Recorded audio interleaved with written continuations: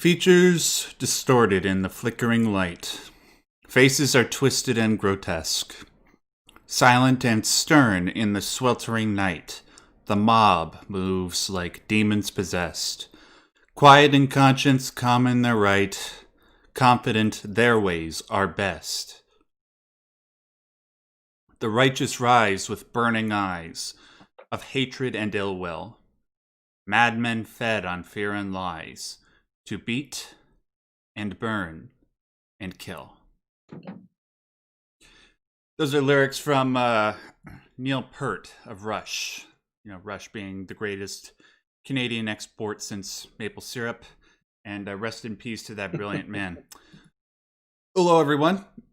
Welcome to the newest episode of the Differently Wired podcast, episode 72, where we're talking about cancel culture. I am your host, as always, Max Derrat.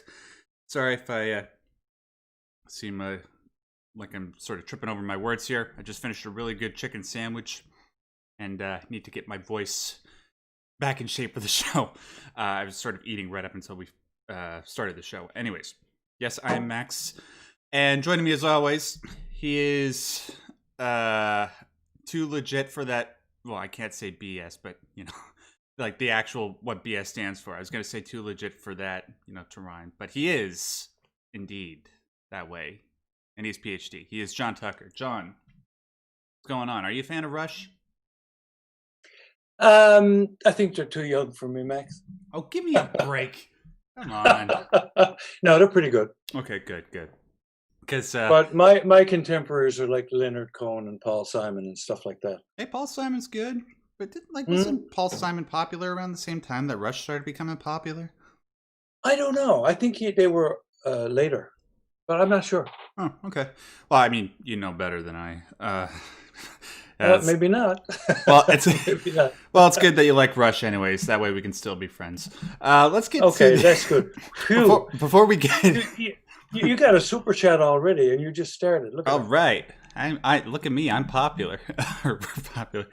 Fire2 Box sends in $5. Thank you very much. He says, just a small thank you for all your past videos. I've binged on notably the Metal Gear Solid 2 videos, but also on mental health. This episode is going to be great. And yes, I'm really glad you brought up Metal Gear Solid 2 because I'm actually going to reference that momentarily. Because ultimately, you know, that's one of the main things, as you pointed out, that I'm known for on this channel are those Metal Gear Solid 2 videos. But before we get to that, we got to do a couple of house cleaning things. First of all, I got to skip some of the usual things that we talk about. I want to let you guys know that we do have, well, some of you already know that I have a Minecraft server, and it was private for the longest time, but it is now public. If you would like to join this Minecraft server and build some stuff, let me know by emailing me at maxderrat@yahoo.ca. That is maxderrat, all one word, at yahoo.ca. And once you send an email to me, make sure you include your Minecraft name. That way I can whitelist you. I will send you the IP address, and then you can join, and you can be a part of this ever-growing community of people that are really into building awesome stuff. I gotta do like a showcase video at some point with all these awesome graphics mods. Next. You got another super chat that's really interesting. Lighthouse, you're the man. Oh, wait, I didn't think that would come up when I deleted it. He's just telling a joke, guys. Lighthouse says this comment has been canceled for wrong thing. Nobody totally deleted his comment. Oh, hi, Nuka. Nuka's asking, can I join in Java Edition, though? Yeah, thank you for asking that, Nuka, because, yeah, a couple of people have tried to join the Minecraft server by using the Windows 10 edition. You can't join if you have Windows 10. You have to have the Java Edition, otherwise you can't get in. Just letting you know. All right, also, we recently started doing Anime Night on our Discord server. Yes, I've decided to subjugate myself to be among all you degenerates. No, I'm kidding. I'm kidding. I was there yesterday. We hold Anime Night every Tuesday at 7 p.m. Eastern Standard Time. Yesterday we watched the first 3 episodes of Death Note. Really, really good. I'm surprised at how well written it is. If you'd like to join us for future episodes of Anime Night, all you have to do is join the Discord server, and once you're there, go into the server alerts text chat. That's the server alerts text chat. It's right at up top there with all the other text chats. and you will see the instructions on how to join Anime Night. It's really, really simple, I promise. Okay, what else do we got here? Oh yeah, and just letting you guys know, there is an after show for the Differently Wired show. If you want to join that, all you have to do is go into the description box below and go to my Subscribestar account. Once you're there, if you subscribe at $2 a month, you will gain access to not only the after show, but you also gain access to movie night. You'll get access to the audio versions of all my other videos, as well as the up-to-date version of the Differently Wired podcast. So please consider doing that. And finally, John, we got to announce the winner of the Mega Man Legacy Collection. And I should have included a drum roll here, so I'm gonna have to count on you to do it. No, I'm kidding. Please don't do that. I'll just do it. I'll just do it on my chest. The winner of the Mega Man Legacy Collection for Steam is me. No, I'm kidding.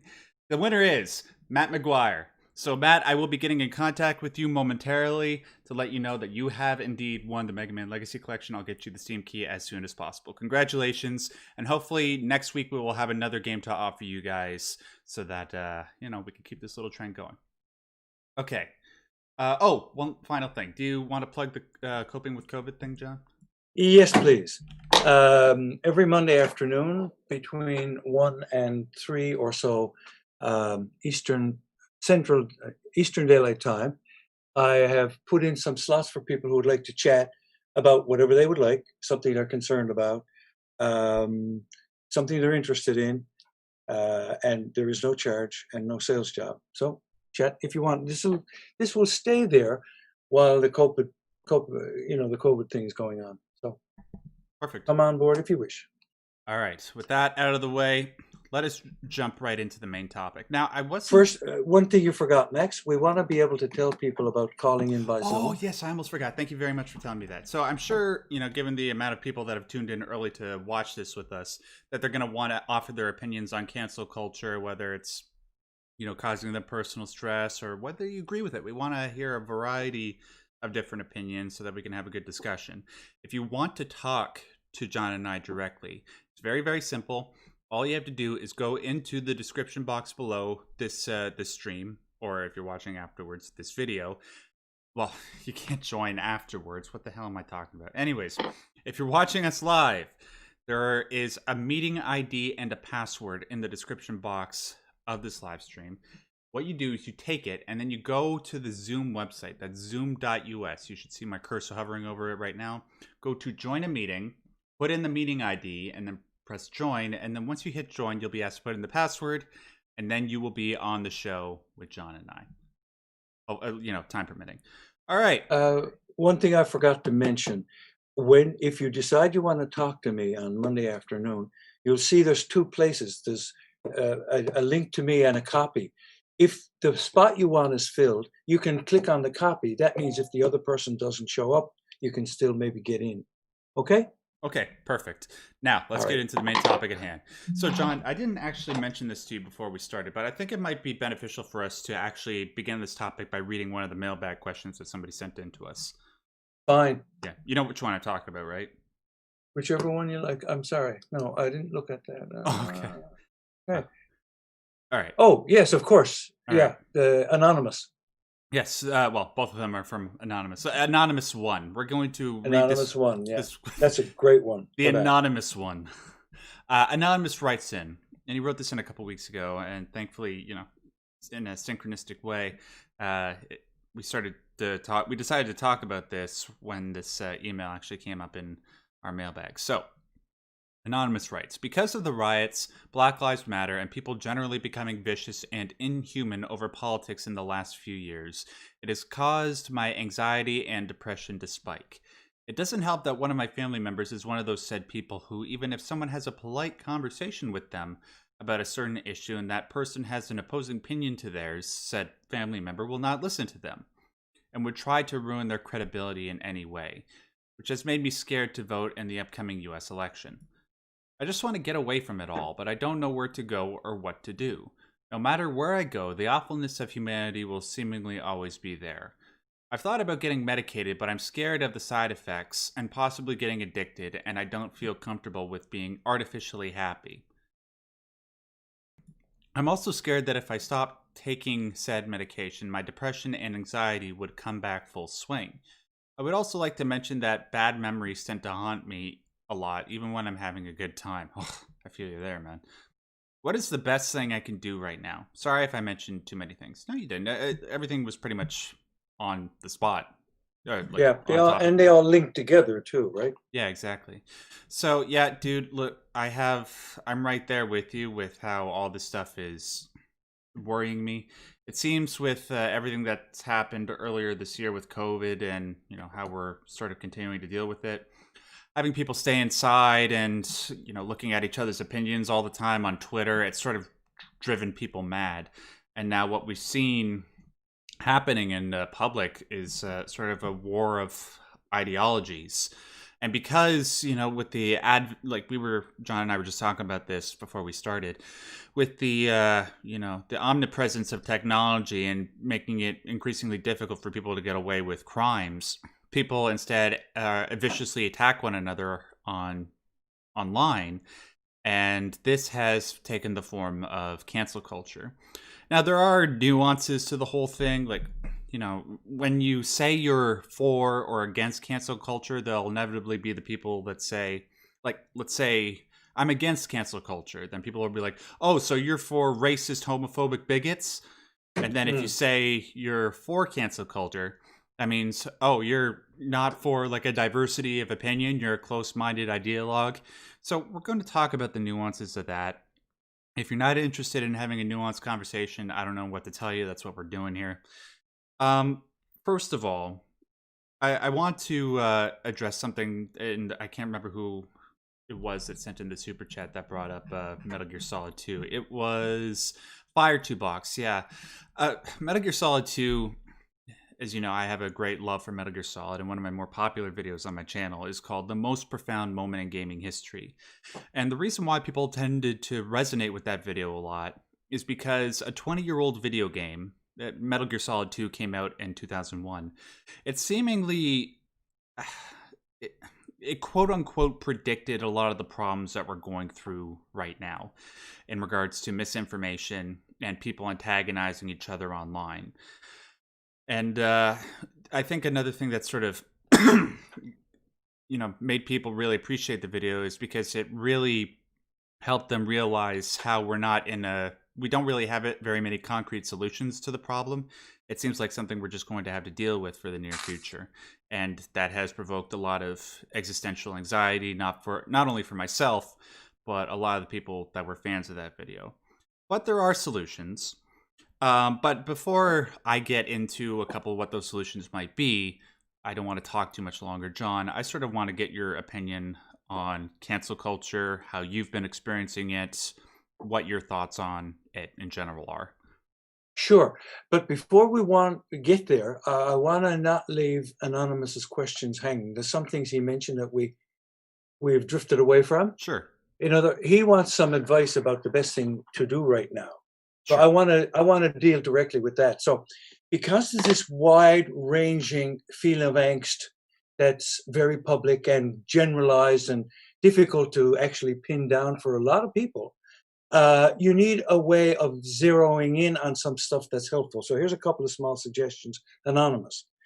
I think doing small things is better than trying to do big things. So little things that you can control. So in order to do that, you need to really step back and say, what are the things that are in control that I can do something about?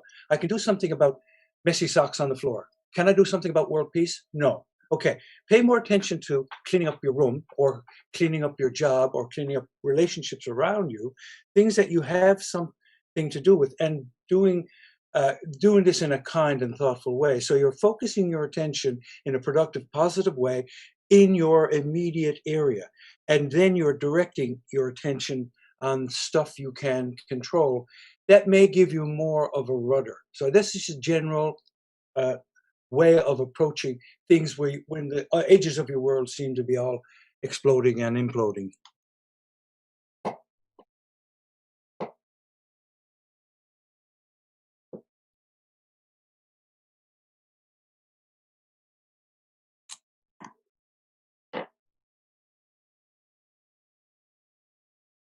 Totally, totally.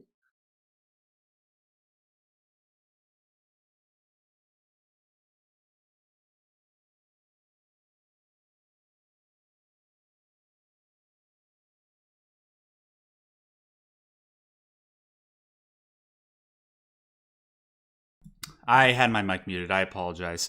So, yeah, I know you could hear me, John, but the people on the stream couldn't hear me. My bad. My bad.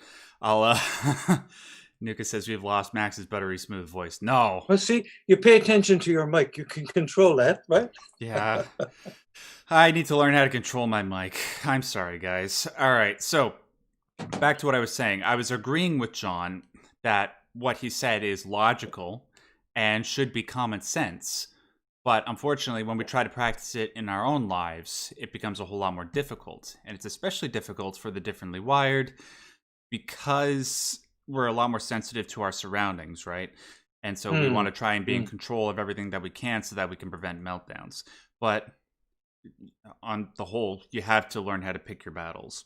And right now, I think it would be best to sort of adopt the things that John said. You know, what are the things that are in control? Can you clean up your room? That would do wonders for your mental health. Maybe you learn how to eat a little bit better. That'll make you feel better. I can certainly vouch for that. I've been trying to eat better. I sort of failed today in particular, but in general, I've been eating better. I also have a couple things that I want to offer in respect to what you're going through right now, Anonymous. I found in the past that like I used to follow a whole lot of different political channels, be it on YouTube or Twitter or Facebook. And I just found like, you know what? It's not worth it because every day I look in my feeds and I just feel depressed. You know, like it just seems like the world is going to hell all the time. And like John said, it's not something that we really have much control over, but what we do have control over is our own personal development, you know, maintaining our moral compasses, our principles. That is something that we can do. And in order to do that, it might be in your best interest to maybe just step away or minimize your interaction with the internet and with social media.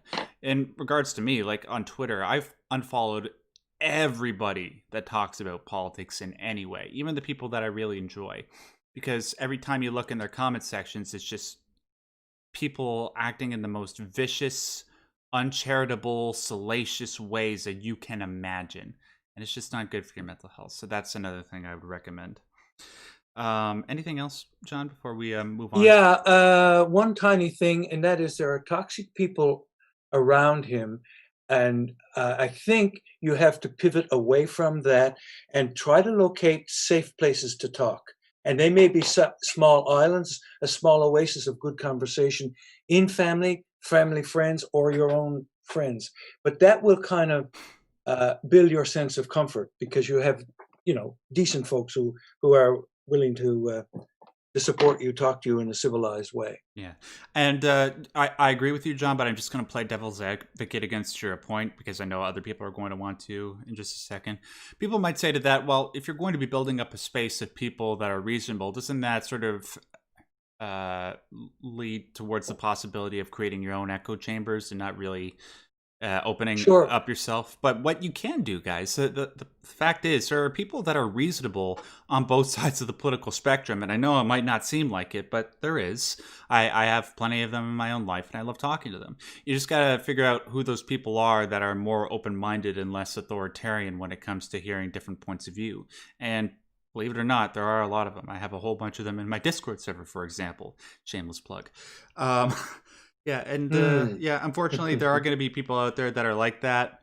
The best thing that you can do in those scenarios where you do come into contact with those people is to try and always act as the moral superior, try to be calm, try to approach everything, you know, with a level-headed, logical tone of voice where possible. And yeah, but hopefully you don't find yourself in too many situations like that. But let's move on to just sort of opening up the show to the main topic at hand. Let's just talk about what cancel culture is and how it can affect our mental health and how we can deal with it. If only I could find the graphic for it. There it is. All right. Cavalier says, man, I didn't realize Max was such a Marxist. Where did you get that opinion, dude? I'm not a... no, I'm not, but thanks.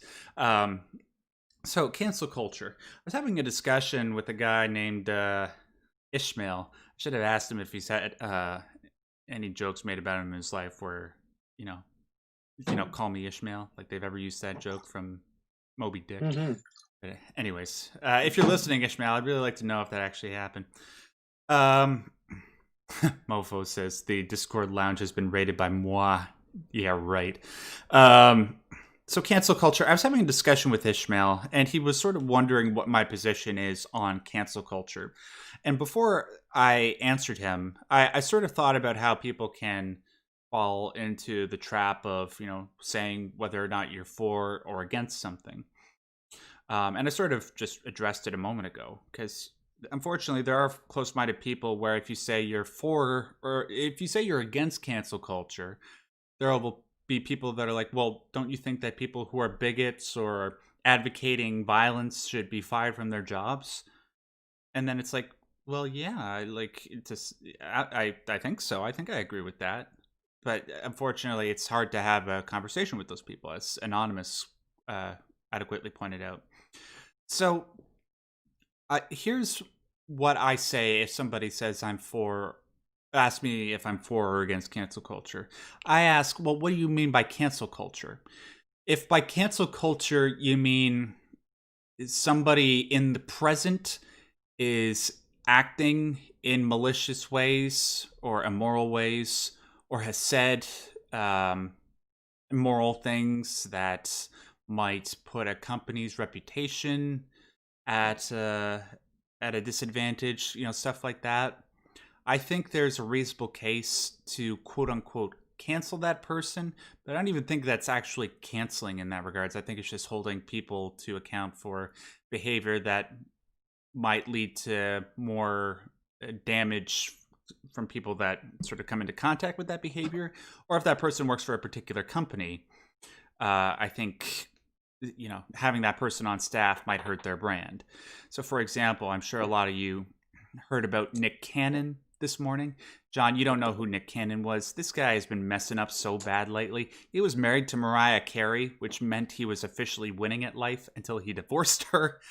And then he released a really bad diss track trying to bait Eminem to, rap battle with him, saying he was the new Pac. Look it up. I'm not joking. It was hilarious. But he had I think one of the guys from Public Enemy on his podcast, and they all started saying a whole bunch of really anti-Semitic stuff, right? And it Mm. was bad enough that I think, yeah, I don't think there are like any brands that would want to associate with him after that. So, Nick Cannon, he was the host of, I think it was America's Got Talent. He had ties to Nickelodeon, and I think he's been fired from all that. He's been fired from like one thing. I think it was Viacom. I'm not sure if he was fired from all of his jobs, but people will need to correct me on that. I think in circumstances like that, when it comes to present behavior, there are cases where it might be worthwhile holding people to account for their actions. Now, if we're by cancel culture, you mean people did stuff in the past, like let's say 5 or more years ago, that might be ugly. Maybe they said something that was ignorant. Should we hold them to account for those things now and cancel them? I don't think so. I think that we have to leave room for understanding and conversation. We got to leave people an opportunity to redeem themselves if something, quote unquote, bad has happened. And oftentimes I found that, there were times where people have done nothing wrong at all, but their lives were ruined. So, for example, I'm sure a lot of you are familiar with the case of Nick Sandman. John, are you familiar with that? No. Okay, well, you might be if I sort of detail the story for you, so please let me know. There was a Okay. story about a high school kid, Covington Catholic High School. I'm not sure which state that is in the United States where that school is located. But this kid, he's a Trump supporter. He was on a field trip with a bunch of kids from his high school, and he had the MAGA hat on, "Make America Great Again." And he, at some point when the kids were walking around in the city on their field trip, they were. I'm getting the details of this wrong, but again, the general part, like the general story correct. He was walking around and they came across this protest, and there was a Native American man who was banging a drum in support of this protest. And he walked up to this kid named Nick Sandman, who was wearing the MAGA hat, and he started banging the drum. Not banging the drum in his face as in to antagonize him, but he was just standing there banging the drum and chanting Native American chants in the face of this kid, Nick Sandman. And what Nick did in this particular circumstance was he smiled at him. He just stood there and smiled as the Native American man was banging his drum in front of him. Well, somebody took a video of this and posted it on social media, and there were a whole bunch of people that thought that what Nick Sandman was doing was asserting his white male privilege by smiling in the face of this Native American man. And there are other things that a lot of people projected onto Nick that I won't go into, but let's just say the whole situation was bad. A lot of people thought that this high school kid was a racist, when really all that was happening there was he was just smiling at him because he didn't know what else to do. Now, I can understand, if the kid was actually acting racist, like holding him to account in some way. But in this case, it wasn't applicable.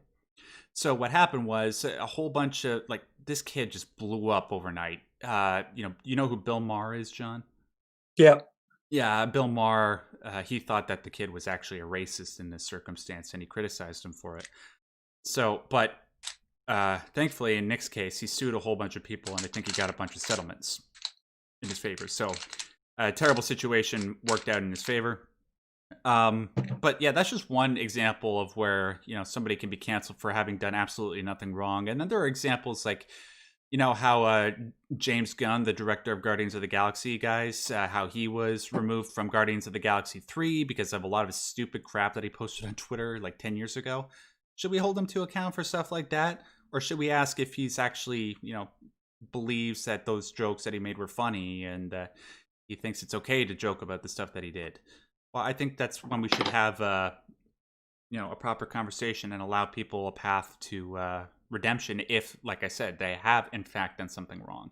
Otherwise, we just leave a breeding ground for resentment and for violent feelings to well up within us, and everything just grows out of control. So I said a lot there, John. I'm sorry if I was a little bit long-winded, but I'd like to get your thoughts on what I just said and anything else in regards to the cancel culture topic. Max, you should run a marathon with all that wind. Oh, great. Deep breaths. Okay. I'm not used to talking that much. Sorry. I see it a little differently. I'm inclined at my age and stage to see cancel culture as a new version of like a lynch mob or mob rule. I'm concerned about the whole concept of cancel culture because here's something you observe, you think is a bad thing. You take a picture of it, you share it with everybody, they all think it's a bad thing. And they cancel that person, or they demand that person lose their job or whatever. There is no judgment except, say, a video or a quotation, which somebody might have gotten wrong. So we're using really kind of a mass hysteria approach to making judgments, which are outside any, how should I say, any normal, thoughtful process. I'm afraid a lot of the stuff that we see on the various social media are rushing, like Facebook. Oh, I don't like her. Her hair is a funny color. Kill her. There's kind of impulsiveness and massive dumbness that goes on with some of it. Now, I understand what you're saying. Some things that are pretty not good need to be aired out, but I'd be slow to say, well, I know which of those things they are, so I can report on this bad thing and this bad thing over here, but it's not so bad. I'm not comfortable with that idea. And I'd like to quote from Barack Obama on that issue. He said, the idea of purity, and you've never compromised, and you're politically woke and all that stuff, you should get over that quickly. The world is messy. There are ambiguities. People who do really good stuff have flaws. I kind of like that gracious and generous way he's thinking about things. So Barack Obama would like to cancel culture. That's his feeling about it. There's Hmm. another quote that caught my attention. I found on eno.ca. There's a University of Toronto psychology professor, Jordan Peterson, author of the bestseller 12 Rules for Life, an antidote for chaos, and considered one of the world's leading intellectuals. But Peterson's social conservative political views and refusal to heed demands of various groups to use pronouns that they dictate have made him persona non grata at many universities around the world, resulting in campus boycotts and demonstrations. Call it a victory for cancel culture, maybe, but hardly a victory for an enlightened, tolerant civilization.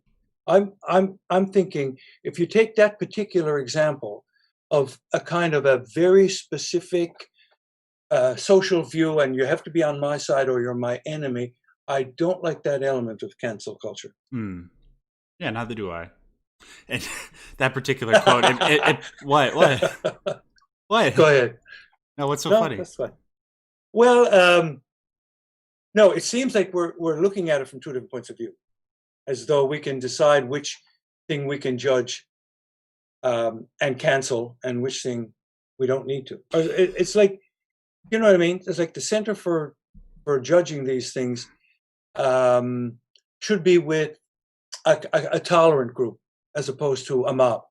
Right. Like, okay, so I fear that maybe I said something that maybe have gotten lost in translation. I think the thing that we agree on here, John, is that when it comes to cancel culture, the way that you and I understand it, that mass hysteria is in fact inherent to it. But the problem that we have here, and you also pointed this out, is that there are people that want to hold people in positions of influence to account, and people, with certain ideas or ideological positions to account. But there are also people that want to say, well, hold on a second. We're a Western democracy. We have due process. Let's, make sure that, all sides are heard. But then, the other side will be like, well, sometimes these certain points of view, like racism and, violence, it's like those aren't worth our time. And then the other side will say, well, yeah, but we need to figure out if that's actually what's happening first. So the problem that we have is you want to give credence to both sides of the argument because there are people that are wanting to take part in the conversation and try to make the world a quote unquote better place. But then there are also Hmm. people that want to criticize those motives and say, hey, maybe you're not the person to be the moral arbiter of all that is good. Fair enough. Yeah. I think that's a good point. And what makes me think of this kind of example.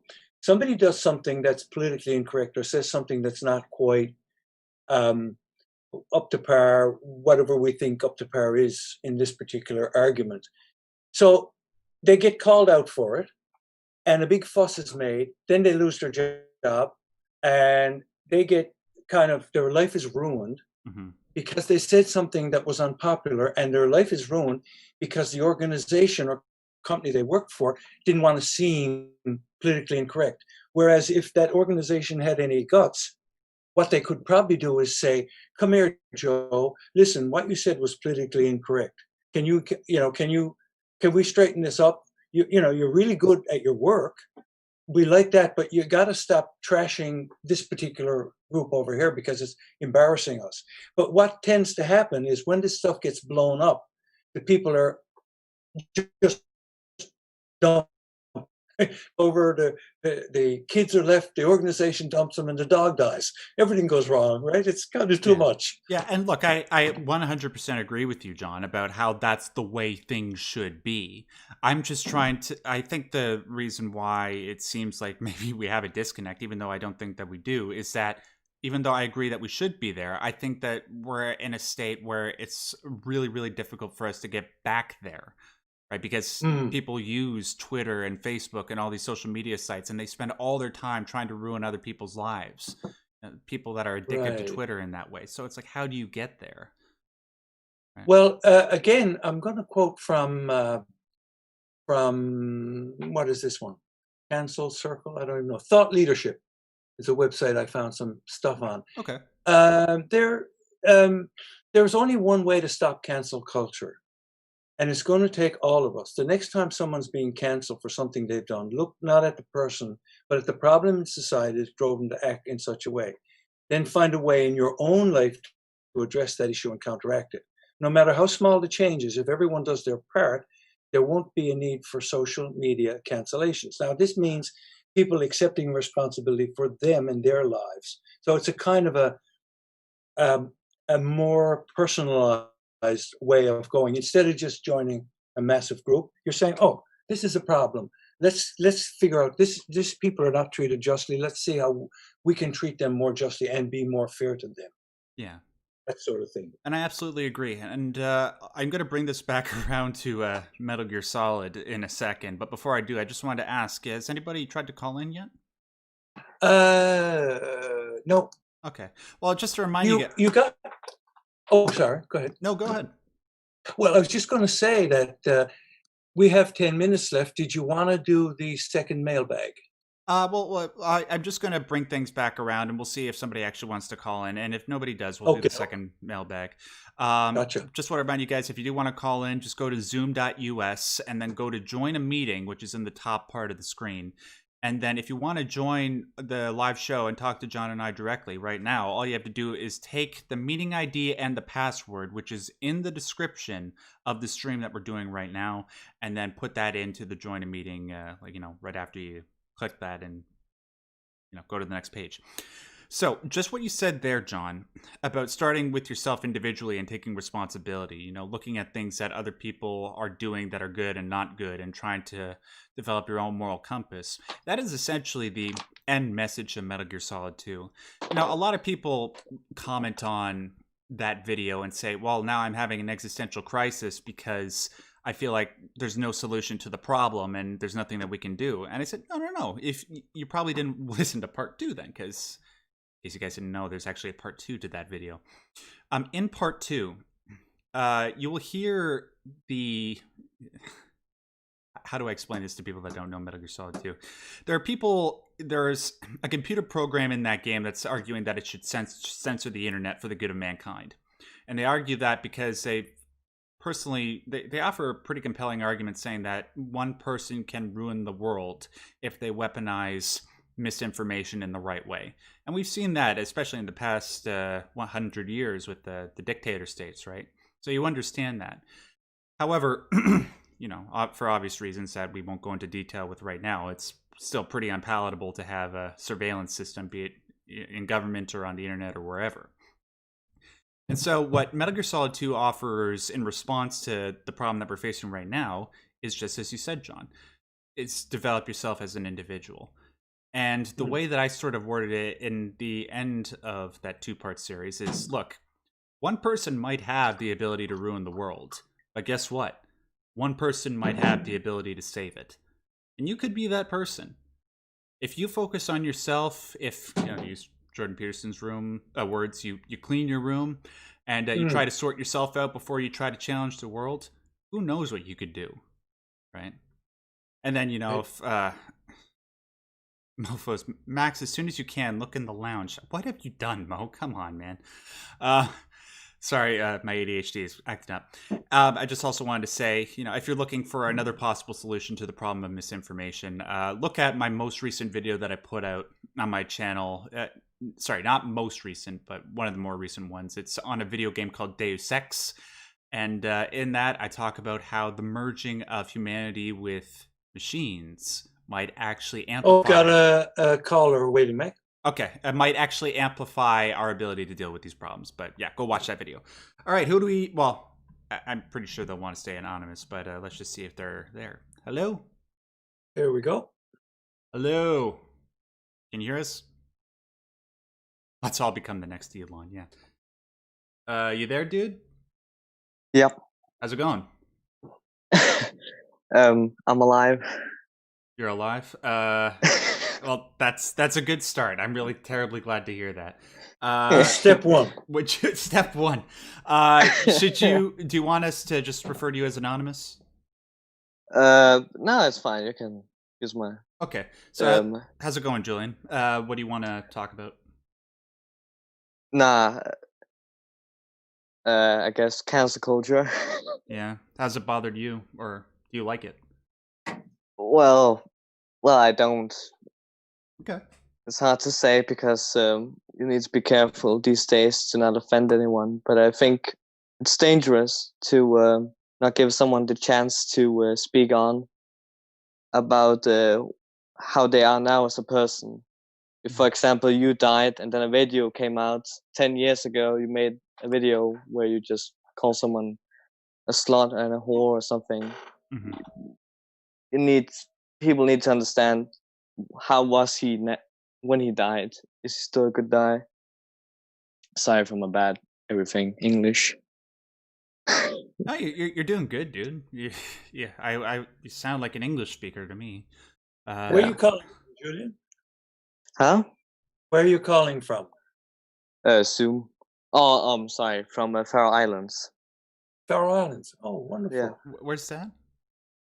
Do you know where Scandinavia is? Oh, nice. Wow, you're calling us real late. Thanks for listening to us. Yeah.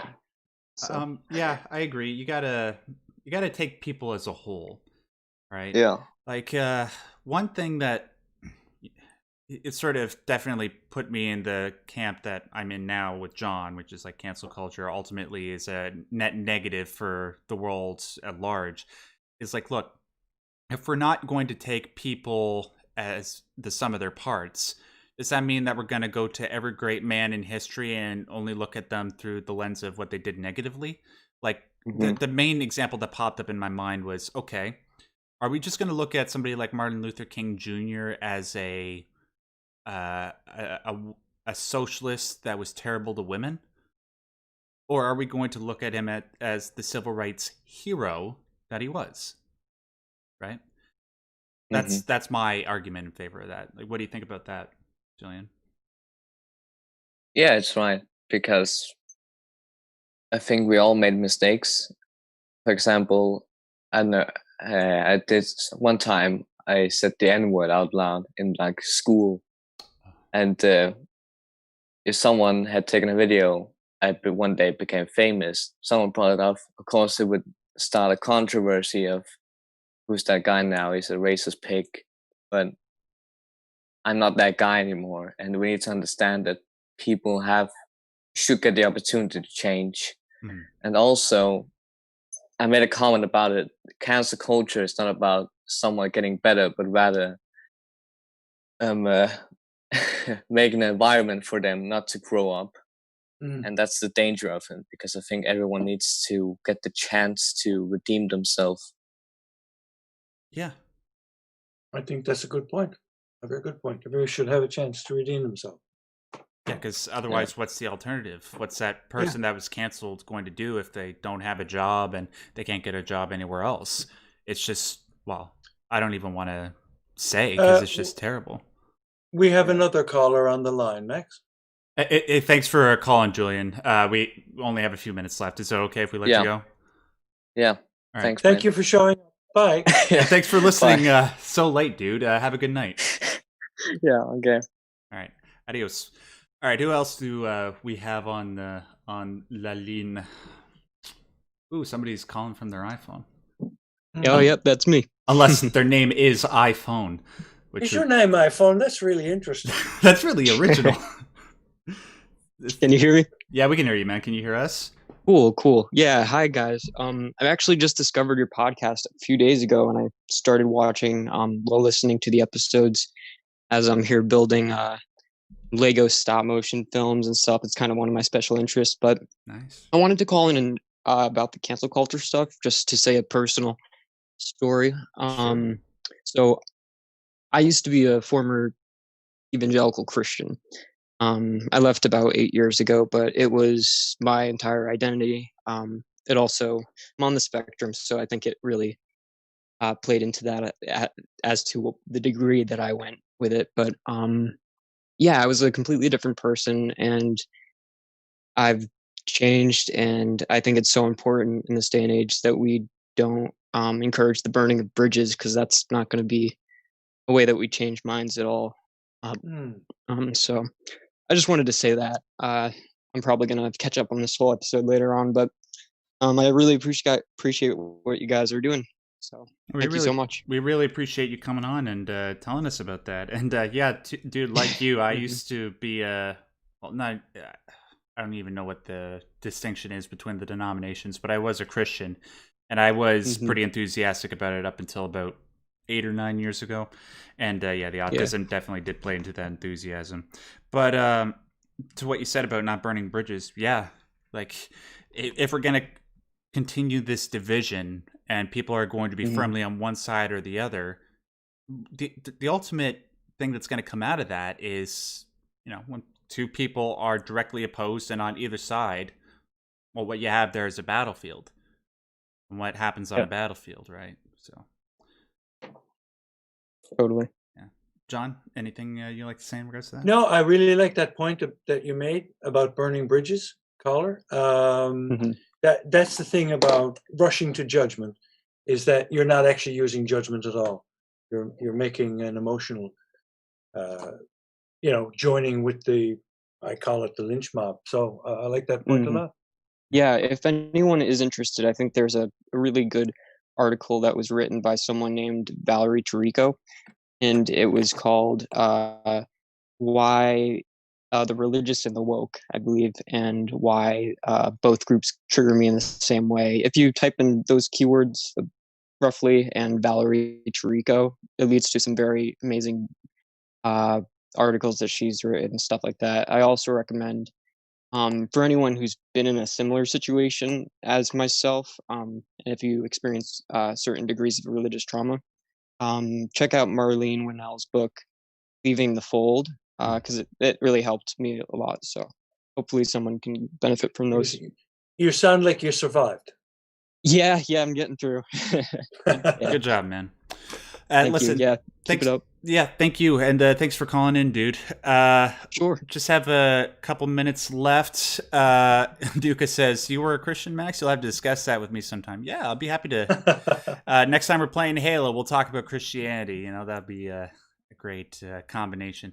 And also, guys, I just want to point out, Trasher Games. He's telling everybody to like the stream. Yes, please. They're got really great numbers today, John. About 130 I people are know. watching live. Thank you so much to everybody that tuned in. Before we finish, I just want to reiterate what Trasher said. Please hit that like button. It tells the YouTube algorithm, once you hit the like button, that our content is worth watching.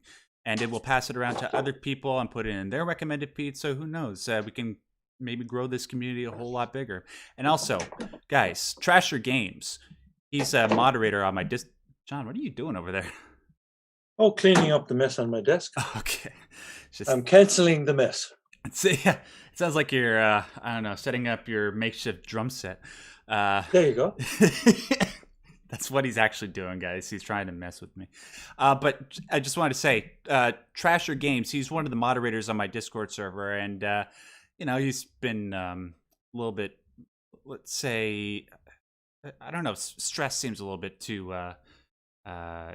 like, intense a word, but he's been doing a lot for my Discord server lately, and I just want everybody that's listening live right now to say we love you, Trasher, and the live chat right there, okay? Because I really do appreciate the work that he does for me, and believe it or not, if you're in my Discord server, he does a lot to clean stuff up, so please let him know. Okay, ladies and gentlemen, that will do it for this episode of the Differently Wired Show. Thank you, John. As always, I know you gotta go. Thank you, Max. And I look forward to doing this again next week. Listen, guys, if you have any thoughts about the stuff that we said, if you disagree with us, we'd really, really like to hear from you in the comment section below. I mean, it's not fun when we all just agree with each other and, reinforce.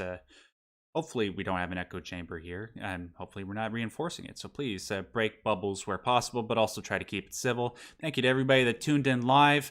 And yes, like I just said, please make sure you hit that like button. That really does help us out a lot. Nuka, we got to play Halo. Let me know when you're ready.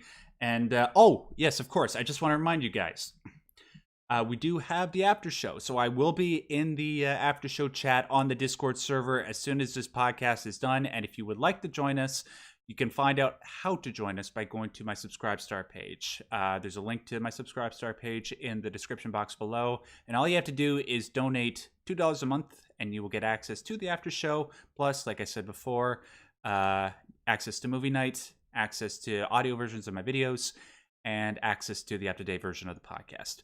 That's it for me, ladies and gentlemen. My name is Max Derrat, and until next time, I just want to remind you, stay yellow.